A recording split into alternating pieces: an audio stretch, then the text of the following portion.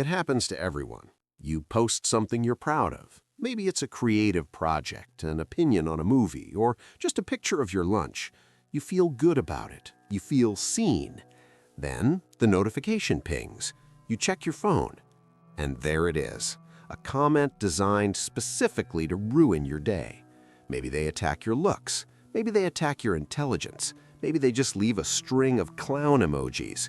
Your heart rate spikes, your thumbs hover over the keyboard, ready to type out a furious defensive reply. You want to destroy them verbally.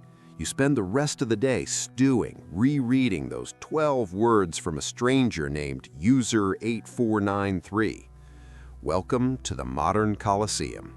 It's digital, it's 24/7, and the spectators are brutal. We deal with more criticism before 9 a.m. than most of our ancestors did in a lifetime. We are constantly exposed to the opinions of people who don't know us, don't care about us, and often aren't even debating in good faith. So how do we deal with trolls, haters, and just plain mean people without losing our minds? We need a system. And luckily, the most powerful man on earth 1800 years ago wrote the definitive guide on dealing with idiots. Today, we're looking at Marcus Aurelius, Emperor of Rome and Stoic philosopher, to understand how he would handle a Twitter mob. We're going to break down his meditations into a tactical manual for digital self-defense. This is the Emperor's Guide to Dealing with Haters. Chapter 1. Diagnosing the Patient. Before we talk about how to react, we have to understand what a troll actually is through a Stoic lens. When someone insults us, our first instinct is to take it personally. We think, they hate me. Marcus Aurelius argues that this is fundamentally incorrect. Marcus was the emperor. He didn't deal with YouTube commenters, but he dealt with scheming senators, incompetent generals, and betrayals by his closest allies. People literally wanted him dead. His key insight was this: bad behavior is a symptom of ignorance, not fundamentally pure evil. He wrote in Meditations, quote, "When people injure you, feel stirred to anger or malign you, turn inward and look at what sort of people they are. You will see that there is no need to torture yourself with anxiety about what they think of you." Marcus is saying, look at the source. When someone leaves a nasty comment, they aren't revealing a truth about you. They're revealing a truth about themselves. Think about the mental state required to leave a nasty comment on a stranger's post. A happy, contented, virtuous person does not have the time or inclination to do that. They're too busy living their own life. A troll is usually someone who is deeply unhappy, insecure, or desperately seeking a dopamine hit of attention because their own reality is lacking. In Stoicism, we don't get angry at these people. We pity them. Marcus often used medical analogies. If a man has a fever and acts delirious, you don't scream at him for talking nonsense. You recognize he's sick. You don't take his hallucinations personally.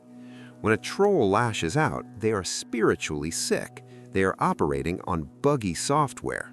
They think that causing pain will bring them relief. They are mistaken. So, step 1 in the Marcus Aurelius protocol: stop viewing the mean comment as an attack. View it as a symptom of their own malfunctioning mind. You are just collateral damage in their internal war. Chapter 2. The Inner Citadel. Okay, so we know they're spiritually sick. That's a nice theory, but it still hurts when someone calls you an idiot online. How do we stop the sting? This brings us to the central pillar of all Stoic philosophy, the dichotomy of control. Some things are up to us, and some things are not up to us. What other people type on a keyboard is 100% not up to you. Whether you let those words ruin your emotional state is 100% up to you. Marcus Aurelius had a concept for this: the inner citadel. This is the fortress of your mind. The outside world can throw rocks at the walls, they can lay siege to it, but nothing gets inside the fortress unless you open the gate. He famously said, "Choose not to be harmed, and you won't feel harmed. Don't feel harmed, and you haven't been." This is radical ownership. Marcus is saying an insult doesn't have any inherent power. Words are just noises in the air or pixels on a screen. They only become hurtful at the precise moment your mind decides to interpret them as hurtful. When you read a mean DM, there's a split second between reading it and reacting to it. That gap is where your freedom lies. If you immediately get angry, you have handed the keys to your inner citadel over to a stranger. You have become their puppet. They pulled a string and you danced. Marcus would ask, why are you outsourcing your emotional well-being to people you wouldn't trust to water your plants? To a Stoic, getting angry at a troll is like getting angry at the rain. It makes no sense. The rain is just doing what rain does. The troll is just doing what trolls do. Your anger doesn't stop the rain, and it certainly doesn't stop the troll. It only soaks you in misery. Keep the gate closed. Read the comment, acknowledge it exists, but do not grant it entry into your fortress. Chapter 3. The View from Above. We get upset online because the internet tricks our brains. It makes everything feel incredibly immediate and massively important. A ratio on Twitter feels like the end of the world. A dislike on your video feels like a public execution. Marcus Aurelius used a technique called the view from above to combat this tunnel vision. He would mentally zoom out from his current problems and look at them from a cosmic perspective. He was the emperor of the known world. People built statues of him. Yet he constantly reminded himself that he and everyone who praised him and everyone who hated him would soon be dead and forgotten. He wrote, "Look at the immediacy of universal oblivion, the gulf of past and future time, the narrowness of the region in which your fame spreads, and how many people there are to praise you and what they are like, and that they too will soon be gone." If Marcus Aurelius, the ruler of Rome, thought his fame was fleeting, how much less does your latest TikTok video matter in the grand scheme of things? Apply the view from above to the internet. Think about a massive controversy that happened online 6 months ago. People were furious, peace plans were written, careers were supposedly ended. Are you still thinking about it today? Probably not. The internet moves on instantly. The mean comment that is ruining your Tuesday will be buried under a million new pieces of content by Wednesday. When you zoom out, you realize that fighting with someone in a comment section is like two ants arguing over a crumb on the sidewalk while a hurricane approaches. It's absurd.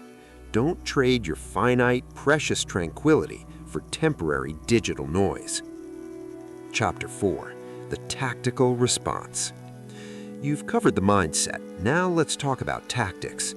You're staring at a nasty comment. You have the Stoic framework. What do you physically do? Marcus gives us 2 paths for action. The first path is the path of correction. Sometimes criticism hurts because it's true.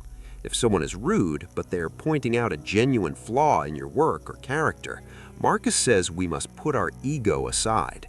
He said, "If anyone can refute me, I will gladly change. It is the truth I am after, and the truth never harmed anyone."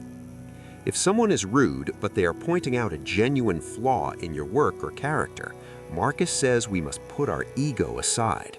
He said, "If anyone can refute me, I will gladly change. It is the truth I am after, and the truth never harmed anyone." If there is a kernel of truth in the hate, take the kernel, plant it to grow better, and discard the rest. Thank them for the feedback and move on. This usually disarms them completely. The second path is the path of indifference. If the person is just trying to get a rise out of you, the most stoic response is usually silence. Remember, they want attention. They want your anger. Denying them that is the ultimate power move. But if you must engage, Marcus advises something incredibly difficult: kindness. He wrote, "The best revenge is not to be like that." If you respond to hate with hate, you have just lowered yourself to their level. You have become the thing you despise. You have let the toxicity of the world infect your character.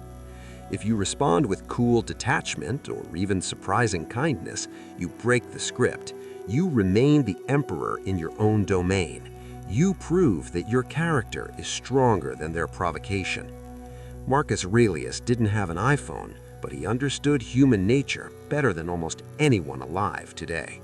The tools have changed. We have Wi-Fi and algorithms now, but the fundamental software of human insecurity, anger, and the desire to tear others down hasn't changed in 2,000 years. The next time you face a digital mob, or just one very loud idiot in your DMs, remember the Emperor. See them as spiritually sick. Keep the gate to your inner citadel bolted shut. Zoom out and remember how small this moment is in cosmic history. And remember that the best revenge is not to be like them.